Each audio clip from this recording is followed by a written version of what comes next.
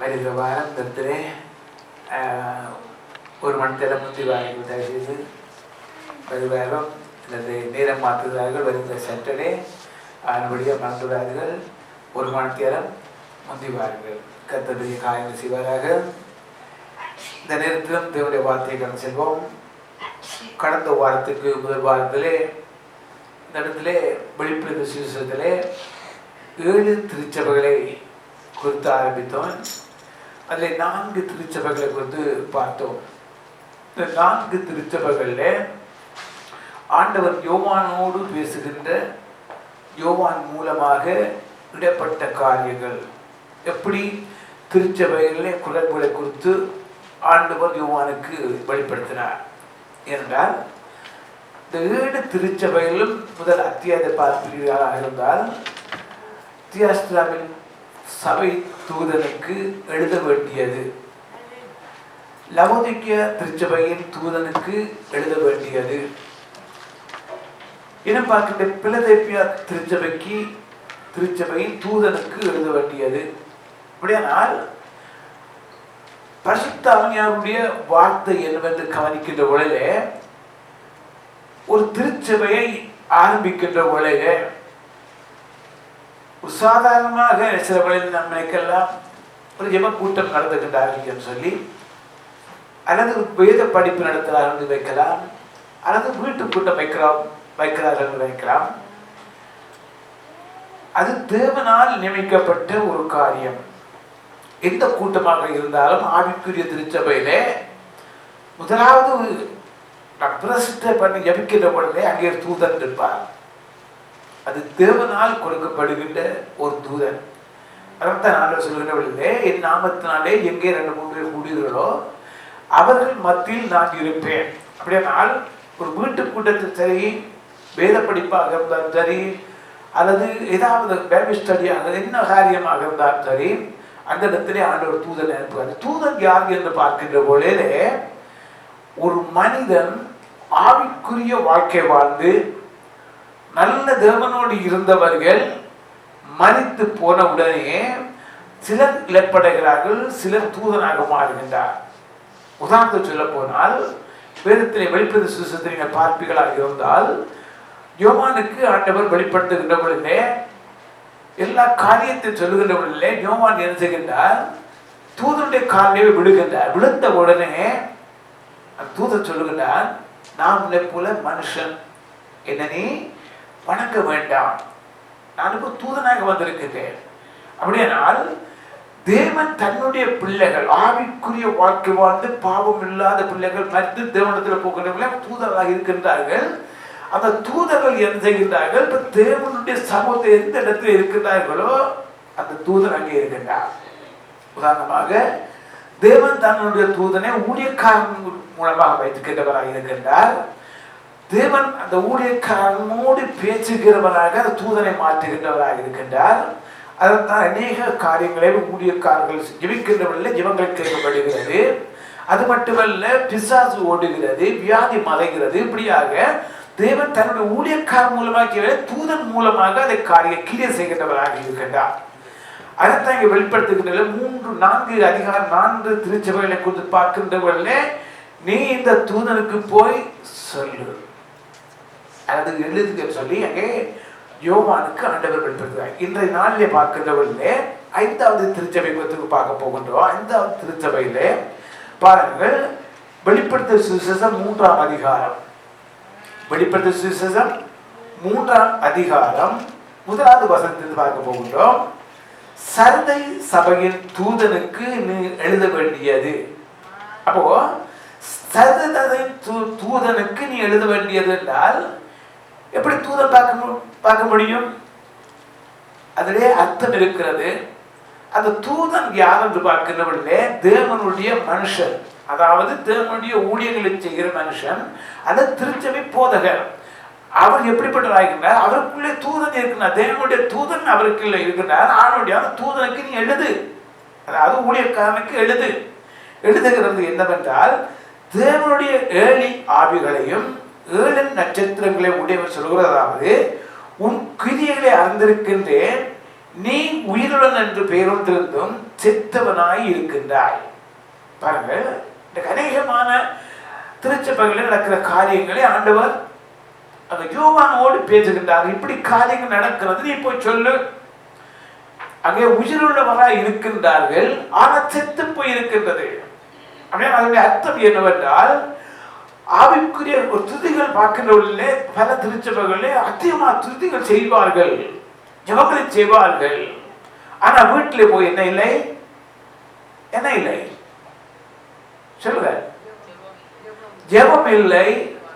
அது மட்டுமல்ல, அங்கே சாட்சியான வாழ்க்கை இல்லை, சாட்சியான வாழ்க்கை இல்லை.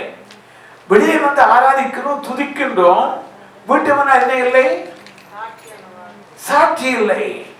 பார்க்கின்றார்கள் மற்றவர்கள், என்னவர்கள் சிரிச்சவர்களை துதிக்கிறார்கள், ஆடுகின்றார்கள், பாடுகின்றார்கள், எல்லாம் செய்கின்றார்களே, வீட்டில் ஒரு அசுமாத்தமும் இல்லை, சண்டை சச்சரவாக இருக்கிறது. ஐத்தான் ஆண்டவர் சொல்கின்றார், அந்த தூதனுக்கு, அதாவது திருச்சபைக்கு எழுத வேண்டிய காரியம் இருக்கிறது என்னவென்று, அவர் என்னகின்றார், உயிருள்ளவர் என்று பெயர் பெற்றிருக்கின்றார்கள், ஆவிக்குரிய சபையில இருக்கிறது பெயர் பெற்றிருக்கின்றார்கள், ஆனாலும் செத்து போய் இருக்கிறாங்க. என்னத்தை செத்து போய், ஆவியிலே செத்து போய் இருக்கின்றார்கள். அப்படிப்பட்ட ஆவியிலே செத்து போகக்கூடிய ஜெபம் அருவருப்பானது. அந்த ஜெபங்கள் கேட்கப்படாது. கதறி அழுதாலும் கூட, அதான் நான் சொல்லுகிற விடலே, நீங்கள் கர்த்தாவே கர்த்தாவே என்று கதறி அழுதாலும் கூட அந்த ஜெபங்கள் ஏற்கப்படாது. அப்படி சொல்ல, அது ஏன் பணியை, அதாவது இந்த புதிய ஏற்பாட்டிலே ஆண்டவர் இயேசு கிறிஸ்து சொன்ன ஒவ்வொரு காரியங்களையும் கவனிப்புமாக இருந்தால், இந்த வெளிப்படுத்த சுசத்திலே ஆண்டவர் அங்க யோவானுக்கு தன்னை வெளிப்படுத்துகின்றவர்களே சொன்ன காரியங்களை எல்லாம் இங்கே வருகிறது. ஆண்டவராக இயேசு கிறிஸ்து உயிரோடு இருந்த நாட்களிலே அங்கே சீசர்களுக்கு சொன்ன காரியங்கள், அங்கே திருச்சபை அதாவது மக்களுக்கு சொன்ன காரியங்கள், அங்கே இருந்த விசுவாசிகளுக்கு சொன்ன காரியங்கள், அது மட்டும் ஆண்டவராக இயேசு கிறிஸ்துக்கு பின்னாக போன மலைப்பிரசங்கத்தை இருந்த காரியங்கள் அங்கே கேட்டுக்கொண்டே இருந்தார்கள். அந்த காரியங்கள் எல்லாம் எங்கே பார்க்கின்றோம், வெளிப்பட்ட சுவிசேஷத்திலே ஆண்டவராக இயேசு கிறிஸ்து மரித்து 1ஆம் நூற்றாண்டிலே யோவானுக்கு சொல்லுகிற காரியங்களை நாம் பார்க்க போகின்றோம், பார்த்து கொண்டே இருக்கின்றோம். அங்கே 1ஆம் நூற்றாண்டிலே அங்கே 90 வயசு வருகிற 90 வயதிலே யோவானுக்கு தன்னை வெளிப்படுத்துகின்ற வேளையிலே, யோவானுக்கு முன்பாக இருக்கின்ற வேளையிலே ஆண்டவராக இயேசு கிறிஸ்து பூமியில் இருக்கின்ற வேளையிலே சொன்ன காரியங்களை ஆண்டவர் நினைவு கூறுகின்றார், சொல்லுகின்றார். எப்படி சொல்லுகின்றார், அங்கே தரிசனமாகி உயிரோடு இருந்தவர், மரித்தவர், திரும்பவும் வந்து உயிர் தெழுந்தவர், இப்போது உயிர் தெழுந்த தேவன் தரிசனமாகி யோவானுக்கு சொல்லுகின்றார். அதே காரியங்களை பல ஊழியர்களுக்கு இன்றைக்கும் சொல்லிக்கொண்டே இருக்கின்றார் ஆண்டவர்.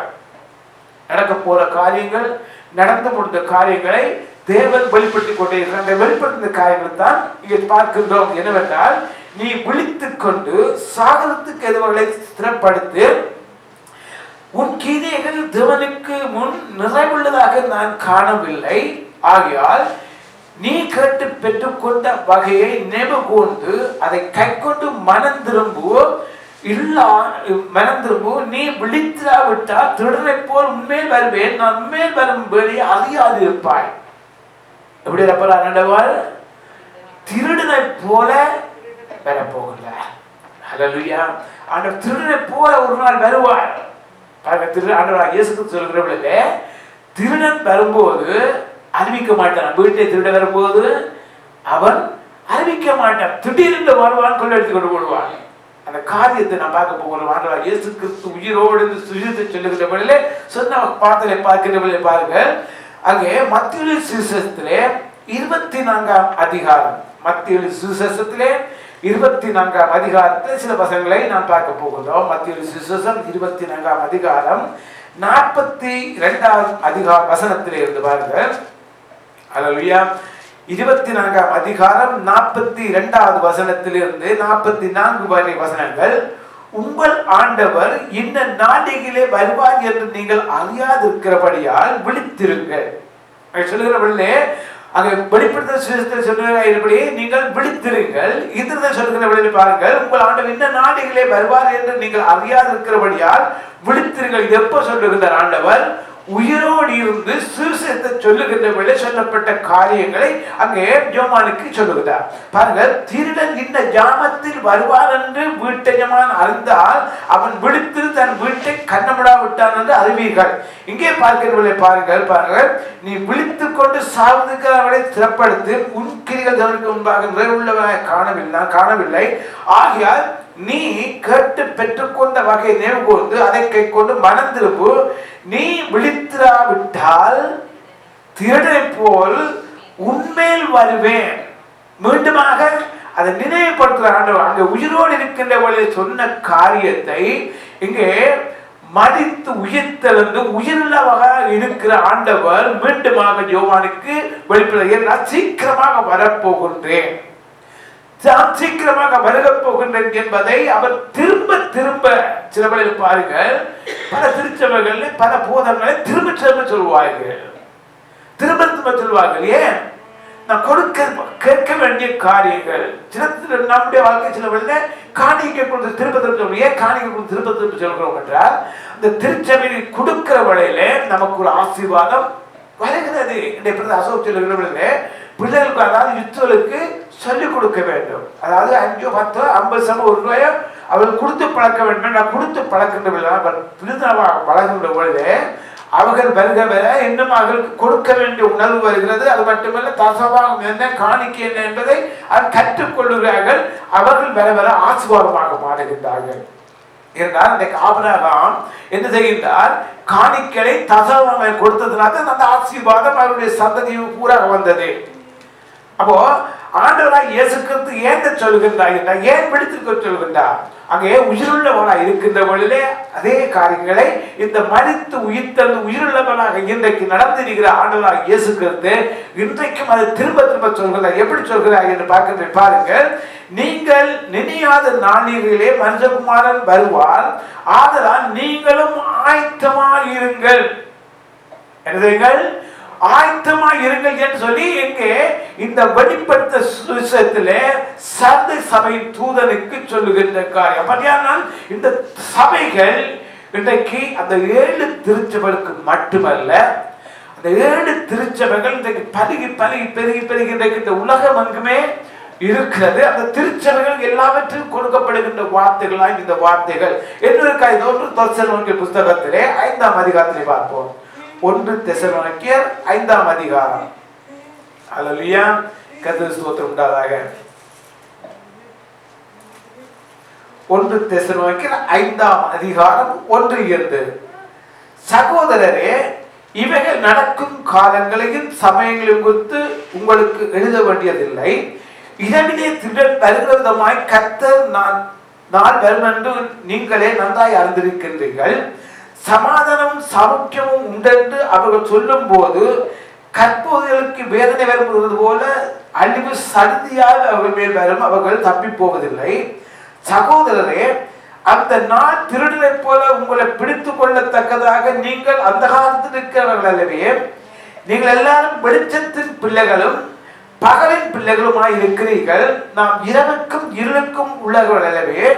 ஆகையால் மற்றவர்கள் தூங்குவது போல நாம் தூங்காமல் விழித்துக் கொண்டு தெளிந்தவர்களாக கடவோம்.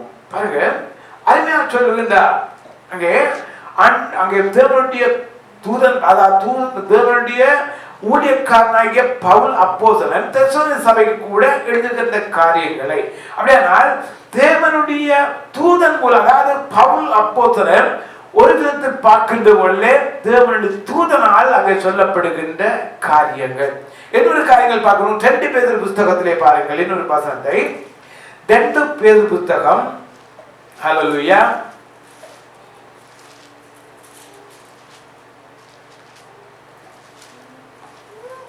2 பேதுரு 3ஆம் அதிகாரம் 9-2. 2 பேதுரு 3ஆம் அதிகாரம் 9-2 பாருங்கள். தாமதிக்கிறார் என்று சிலர் எண்ணுகிறபடி கர்த்தர் தமது வாக்குத்தத்தத்தை குறித்து தாமதமில்லாமல் ஒருவரும் கெட்டு போகாமல் எல்லாரும் மனம் திரும்ப வேண்டும் என்று விரும்பி நம்மை நீடிய பொறுமையில் இருக்கின்றார். கர்த்தருடைய நாள் இரவிலே திருடன் வருவிதமாய் வரும், அப்பொழுது வானங்கள் மடமடவென்று அகன்றுவோம், பூதங்கள் வெந்து உருகிப்போம், பூமியும் அதுள்ள கிரியைகளும் என்று அழிந்து போம். இப்படி இவர்களெல்லாம் அழிந்து போகிறதா இருக்கிறபடியால் நீங்கள் எப்படிப்பட்ட பரிசுத்த நடக்கையும் தேவ பக்தி உள்ளவர்களாக இருக்க வேண்டும் என்று சொல்லி அங்கே எழுதுகிறதை பார்க்கின்றோம். பாருங்கள், மிக கவனமாக இருக்க வேண்டும். சில வேளையில வசனங்களை படித்துக் கொண்டு போகலாம், வெளிப்படுத்த படித்துக் கொண்டு போகின்ற வேளையில நாம் நினைக்கலாம், ஆண்டவராகிய இயேசு வருகிறார் என்று சொல்லி எப்போது ஆரம்பிக்கப்படுது? 1ஆம் நூற்றாண்டில் இருந்து ஆரம்பிக்கப்பட்டது. இந்த 21ஆம் நூற்றாண்டுக்குள்ளே நாங்கள் கலந்துருக்கின்றோம். அப்படியே இந்த 21 நூற்றாண்டு காலம் என்னும் ஆண்டவராகிய இயேசு கிறிஸ்து வருகவில்லை என்றால் அதனுடைய அர்த்தம் என்னவென்றால், ஆண்டவர் சொல்கிற பவுல் மூலமா சொல்லுகிற காரியம், பேதுரு மூலமா சொல்லுகிற காரியத்தை பார்க்கவில்லை. இன்னும் ஜனங்கள் என்ன செய்ய வேண்டும்? மனம் திரும்ப வேண்டும். மனம் திரும்பாத ஜனங்கள் என்ன இருக்கின்றார்கள்? அப்போ எல்லாரும் என்ன செய்ய வேண்டும்? மனம் திரும்பி தேவனுடைய பிள்ளைகளாக, ஆவிக்குரிய பிள்ளைகளாக நடக்க வேண்டும். அது அங்கே சொல்லப்படுகிறது. ஆனாலும் வெளிப்படுத்த 3ஆம் அதிகாரத்தை மீண்டுமாக பார்ப்போம். 4வது வசனத்திலே, வெளிப்படுத்த 3:4 வசனத்திலே, ஆனாலும் தங்கள் வஸ்திரங்களை அசிசிப்படுத்தாத சில பேர் சர்வையிலும் உனக்குண்டு, அவர்கள் பாத்திரங்களாகபடியால் வெண் வஸ்திரம் தரித்து என்னுடைய கூட நடப்பார்கள். அப்போ அது திருச்சபையிலே சிலரை ஆண்டவர் குறை கூறுகின்றார், சிலரை குறை கூறவில்லை. அவர்கள் எல்லாரும் எப்படிப்பட்டவர்களாக இருப்பார்களாம்? வெண் வஸ்திரம் தரித்தவர்களாக. இப்போ நான் பல தடவை சொல்லியிருக்கிறேன், அங்கே வஸ்திரங்களை குறித்து பார்க்கின்ற வழியில ஆண்டவருடைய, அதாவது தேவனுடைய பிள்ளைகளுக்கு வஸ்திரம் கொடுக்கப்படுகிறது. என்ன வஸ்திரங்கள் என்றால், அங்கே திருமண வீட்டுக்கு திருமண வஸ்திரம் என்று கொடுக்கப்படுகிறது. திருமண வீட்டுக்கு திருமண வஸ்திரங்கள். ஒரு நாள் ஆண்டவராகிய இயேசு கிறிஸ்து சொல்கின்ற பொழுது ஒருவன் திருமண வீட்டுக்கு அழைத்தாராம். எல்லாரும் அழைக்கின்றார்கள். அங்கே ஒருவன் அழைக்கின்ற போலிலே எல்லாரும் போய் திருமண பந்திலே உட்கார்ந்து இருக்கின்றார்கள். பலர் வரவில்லை. அதனாலே எஜமான் சொல்கிறார், அங்கே அந்த சொல்லி தெருக்களில் போய் எல்லாரையும் கூட்டிக் கொண்டு வான்னு சொல்ல, எல்லாரையும் கூட்டி சொன்ன எல்லாரும் வந்து விட்டார்கள். பந்தி நிறைந்து விட்டது. பந்தி நிறைந்த மாத்திரத்திலே எஜமான் வந்து பார்க்கின்றார். எல்லாரையும் வந்து பார்க்கின்றவர்கள் யாரை குறை பிடித்தார்? வஸ்திரம், அதாவது கல்யாண வஸ்திரம் தரித்திராதனை அங்கே பிடித்துக் கொண்டார்கள். பிடித்து வெளியிலே கொண்டு போய் சொல்லப்படுகிறது. இவன் கல்யாண வஸ்திரம் தரிக்கவில்லை. ஆனபடியால் இவனை அங்கே அடித்து அங்கே ரூமுக்கே பூட்டி போய், ஏன் அவன் எப்படிப்பட்ட இவன் அழைத்தாலும் கூட திருமண வீட்டுக்கு போகின்ற விட திருமண வஸ்திரம் தரித்து கொண்டு வா. அந்த காலத்தில் திருமண வீட்டுக்கு போக வேண்டும். அதே போல ஜெப வீட்டுக்கு போகின்ற ஜெப வஸ்திரம் தரித்திருக்க வேண்டும். அதாவது அங்கே பார்க்க யோனாவின் புத்தகத்திலே கவனிப்புமாக இருந்தால், அரசன் முதல் ஆண்டு வரை ரட்டுடுத்து ஸ்தாபில் உட்கார்ந்தார்கள். அதாவது ராஜா கூட தன் வஸ்திரத்தை கலத்தி வைத்துவிட்டு, அதாவது அங்கே உபவாசம் பண்ணுகிற வஸ்திரத்தை தரித்து கொள்வது சாம்பல்ல உட்கார்ந்திருந்து வேண்டல் செய்கின்றார். ஆண்டு ஹல்லேலூயா. ஆண்டவரை நோக்கி ஜெபம் பண்ணிக்கொண்டே இருந்தார்கள். ஜெபிக்கின்ற பொழுதே பாருங்க, அந்த இடத்தில் ஜெபம் கேட்கப்பட்டது. என்றால் அங்கே கல்யாண வஸ்திரம். அதே போல மரண வீட்டுக்கு போகின்ற பொழுதே, அங்கே மரண வீட்டுக்கு போகின்ற பொழுதே பார்க்கின்ற பொழுதே மரண வஸ்திரம் தரித்திருக்க வேண்டும். ஏன் அந்த வஸ்திரம் கொடுக்கப்படுகிறது? ஏனென்றால் ஒரு விளக்கான, அதாவது ஒரு கருப்பு உடுப்பு, அதாவது கருப்பு ஷர்ட். இன்னைக்கு அநேகமான இடங்களில் பாருங்க திருச்சபை, அதாவது போகிற மாதிரி இருந்துக்கிட்டாங்க. மருத்துவ வீட்டுக்கு போகின்ற பொழுது அங்கே ஷர்ட்டு கோட் எல்லாம் போட்டு கருப்பு ஷர்ட் எல்லாம் போட்டுக்கொண்டு வருவார். அப்போ வருகின்ற பொழுதே பார்க்கலாம், நிச்சயமாக இவர் மரண வீட்டுக்கு போய் வருகிறார் என்ற அதே வஸ்திரத்தோடு கல்யாண வீட்டிலே போய் கல்யாண வீடு நடத்த மாட்டார். கலைஞ்சு பாருங்கள் எப்போ, அதாவது வெள்ளை உடுப்பு போடுவார், இல்லாட்டி ஏதோ ஒரு வேறு கலரில் போடுவார், கருப்பு உடுப்பு. அப்படின்னா நம்முடைய இந்த காலங்களும் கூட மரண வீட்டுக்கு ஒரு வஸ்திரம் கொடுக்கப்படுகிறது. கருப்பு வஸ்திரம் நாம் போட்டுக்கொண்டு போவோம். இப்படியாக பல காரியங்களை நாம் பார்க்கலாம். அதே போல இங்கு ஒவ்வொரு வஸ்திரம், அதாவது ஆண்டவராக இயேசு கிறிஸ்து ஒருவருக்கு ஒரு வஸ்திரம் உள்ளது. அது என்ன வஸ்திரம்? என்ன வஸ்திரம்? வெண் வஸ்திரம். அந்த வெண் வஸ்திரத்துக்கு அடையாளம் என்னவென்றால் அவருடைய வாழ்க்கையில பரிசுத்தம். அப்படியானால் அங்கே ஹாஸ்பிட்டல்ல இருக்கின்ற நர்ஸ் பரிசுத்தமா? அது பண்ணிவிட்டு தான் பண்ணுறாங்க. அந்த அஸ்திரம் அல்ல, அது தேவனால் கொடுக்கப்படுகிற ஒரு வஸ்திரம். அதாவது இன்றைக்கு தேவன் தன்னுடைய அதாவது வெண்வஸ்திரம் என்று பார்க்கின்ற பொழுதிலே அவரை பார்க்கின்ற பொழுது புரிந்து கொள்ள முடியும். ஒரு ஊழியக்காரன் அவர் வன்வஸ்திரத்தோடு வருகின்ற பொழுதிலே அவரை பார்க்கின்ற பொழுதிலே ஒரு பிரகாசம் இருக்கு. என்ன பிரகாசம்?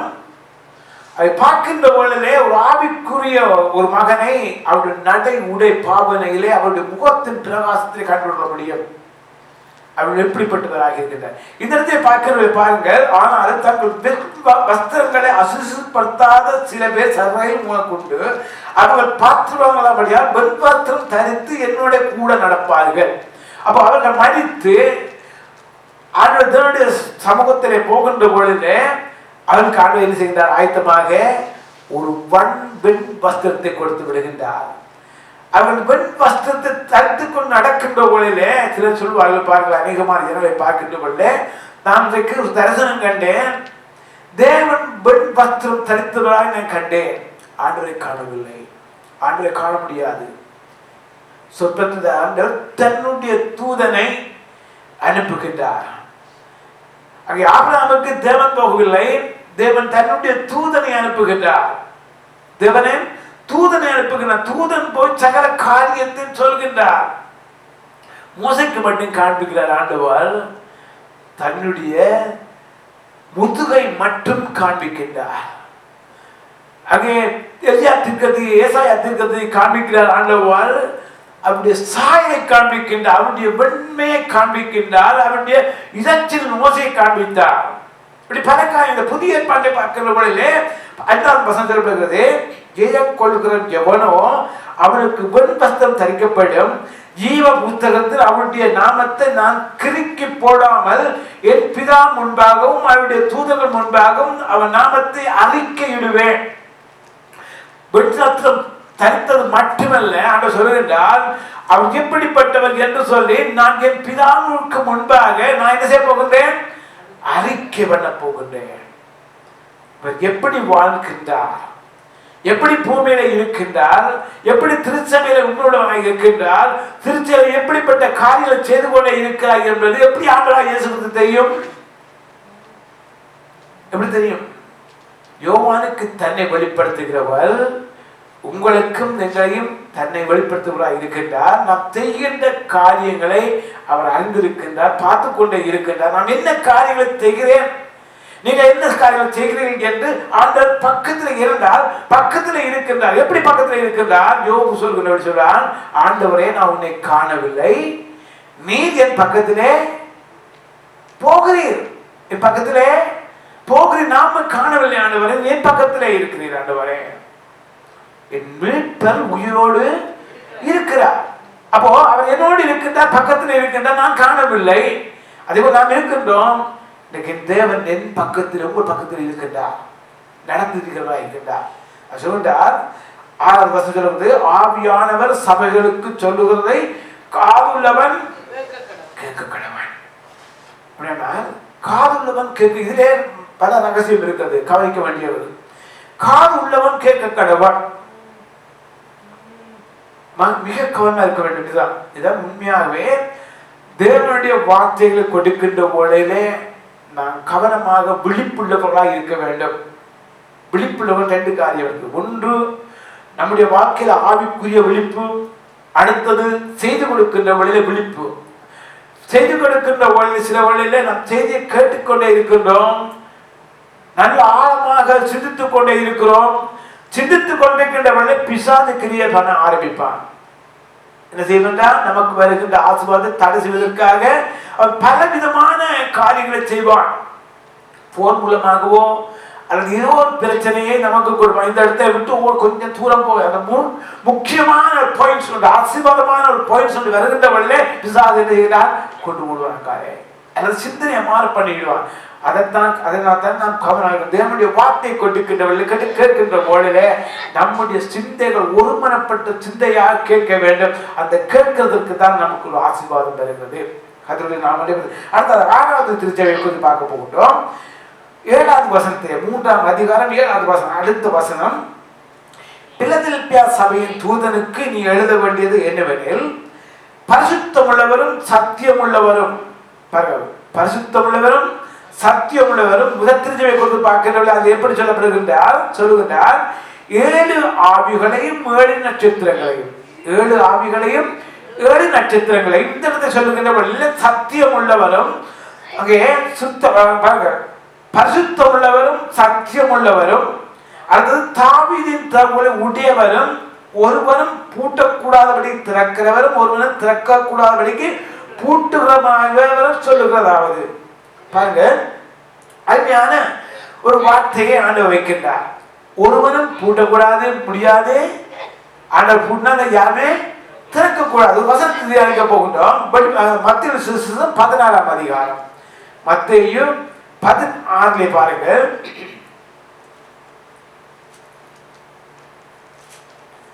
மத்தேயு 16ஆம் அதிகாரம் 17 இருந்து 19 வரை வசனங்கள். 17 16 17 இருந்து 19 வரை மத்தேயு சுவிசேஷம் 16ஆம் அதிகாரம் 17 இருந்து.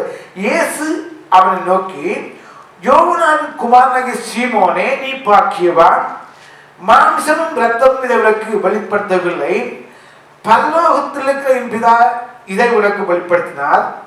மேலும் நான் உனக்கு சொல்லுகின்றேன், நீ பேதுருவாய் இருக்கின்றாய், இந்த கல்லின் மேல் சபையை கட்டுவேன், பாதாளத்தின் வாதல்கள் அதை மேற்கொள்வதில்லை, பரலோகத்தின் திறவுகோலை நான் உனக்கு தருவேன். பூலகத்தில் நீ அதை கட்டுவது எதுவோ அது பரலோகத்தில் கட்டப்பட்டிருக்கும், பூலகத்திலே நீ கட்டமைப்பது எதுவோ அது பரலோகத்தில் கட்டப்பட்டிருக்கும் என்றார். பாருங்க, அங்கே யோவானுக்கு வெளிப்படுத்துகின்ற காரியங்களை இங்கே வெளிப்படுத்த சுசேஷத்திலே அங்கே பேதுருக்கு சொல்ற காரியத்தை அங்கே யோவானுக்கு வெளிப்படுத்துகின்றார். எப்படி நான் பேதுருக்கு சொன்ன காரியங்கள் இங்கே காணப்படுகிறது, இங்கே அங்கே உணர்த்து கொண்டே ஆண்டவருடைய பாருங்கள், ஆண்டவராக இயேசு கிறிஸ்து பூமியில இருக்கின்ற காரியங்களை திரும்ப மறுத்து உயிர்த்தது உயிரோடு இருந்து ஒவ்வொரு காரியம் நடந்து சொன்ன காரியங்கள் எல்லாவற்றையும் ஆண்டவர் சொல்லிக்கொண்டே இருக்கின்றார். ஒரு மனுஷனுடைய வாழ்க்கையை பார்க்கிறவர்களே, இன்றைக்கு இரவு தரிசனம் கண்டுட்டு சொப்பனம் கண்டு விட்டு காலையில் இருந்தவுடனே அந்த சொப்பனத்தை எங்களுக்கு மறந்து போகணும். என்னதானே பாருங்கள், ஆண்டவராக இயேசு கிறிஸ்து இந்த பூமியிலே வாழ்ந்து இருந்து நடந்து திருந்து சுசத்தை சொன்ன ஆண்டவர் இன்றைக்கு மறித்து உயிர்த்தெழுந்து திரும்பவும் உயிருள்ளவர்களாக நடமாடிக்கொண்டு தான் சொன்ன வார்த்தைகளை இன்றைக்கும் நினைவுறுத்தி கொண்டு கொண்டிருக்கிறார். லூக்காலி சுசத்திலே பாருங்கள், லூக்காலி சுசத்திலே 11ஆம் அதிகாரம், லூக்காலி சுசேஷம் 11ஆம் அதிகாரம் 52ஆம் வசனத்திலே பாருங்கள். 11:52 பாருங்கள், நியாயஸ்தாத்திரிகளே உங்களுக்கு ஐயோ, அறிவாகிய திறவுகோலை எடுத்துக் கொண்டீர்கள், நீங்களும் உட்பிரசிக்கிறதில்லை, பிரசிக்கிறதை தடை பண்ணீர்கள். பாருங்க, அறிவாகிய திறவுகோலை எடுத்துக்கொண்டீர்கள். பாருங்க, இந்த திறவுகோலால நீங்கள் அறிவுபட்ட திறவுகோலால நீங்க ஒருவரை உள் பிரசிக்க விடுவதுமில்லை, அங்கே தடை பண்ணி கொண்டே இருக்கிறீர்கள். அப்படின்னா ஆண்டவராகிய தேவன் நல்லா உணர்த்து கொண்டே இருந்தார். பாருங்கள், எப்படிப்பட்ட திறவுகோல் இங்கு வைக்கப்பட்டிருக்கிறது பாருங்கள். 8ஆம் வசனம் சொல்லப்படுது, உன் கிரியைகளை அறிந்திருக்கின்றேன், உனக்கு கொஞ்சம் பெணம் இருந்தும் நீ அவர்களை என் நாமம் மறந்தறியாமல் என் வசனத்தை கற்கொண்டபடினாலே இதோ திறந்த வாசலை உனக்கு முன்பாக வைக்கிறேன், அது ஒருவனும் பூட்ட மாட்டான். ஒரு வாசலை ஆண்டவர் வைத்திருக்கிறார். இந்த பூமியில இப்போ கூட எங்களுக்கு ஒரு வாசல் வைத்திருக்கின்றார். நாம் ஆண்டவரோடு உண்மையாக நடந்து தெரிகின்ற உலகில எந்த ஒரு தடையையும் அங்கே பிசாசம் கொடுக்க முடியாது, எந்த ஒரு பூட்டையும் பூட்ட முடியாது. என்றால் கர்த்தர் உங்களோடு இருக்கிறார், என்னோடு இருக்கின்றார். இதோ யூதர் இல்லாதவனும் தங்களை யூதர் என்று பொய்சலர்களாகிய சாத்தானுடைய கூட்டத்தால் சிலரை கொடுப்பேன். யாரை கொடுக்க போற ஆண்டவன்? சாத்தானுடைய கூட்டத்தாரை உனக்கு கொடுப்பேன். இதோ அவர்கள் உன் பாதங்களுக்கு முன்பாக வந்து பணிந்து நான் உண்மையில் அன்பாயிருக்கிறது அறிந்து கொள்ளும்படி செய்வேன். ரகசியம் என்னவென்றால், ஆண்டவராகிய தேவன் அங்கே அந்த சபைக்கு சொல்லுகின்ற பொழுது, பிலதெல்பியா சபைக்கு சொல்லுகின்ற பொழுது இந்த அநேகமான இடங்களை பார்க்கின்ற பொழுது பிலதெல்பியா சபை என்று சொல்லி சொல்லப்படுகிறது. இந்த பிலதெல்பியா சபை தான். மற்ற சபையில கொடுத்து இந்த தேசத்திலே பார்க்க முடியாது, எங்கும் பார்க்க முடியாது. ஆனா பிலதெல்பியா சபை என்று சொல்லி அநேகமான இடங்கள் இந்தியாவில் இருக்கிறது, கனடாவில் இருக்கிறது, யூரோப்பில் இருக்கு, எங்கும் இருக்கிற பிலதெல்பியா சபை. ஏனென்றால் அந்த சபைக்கு ஆண்டு சொன்ன ஒரு வார்த்தை, பிசாசை வணங்குகிறவர்கள் அந்நிய தெய்வங்கள்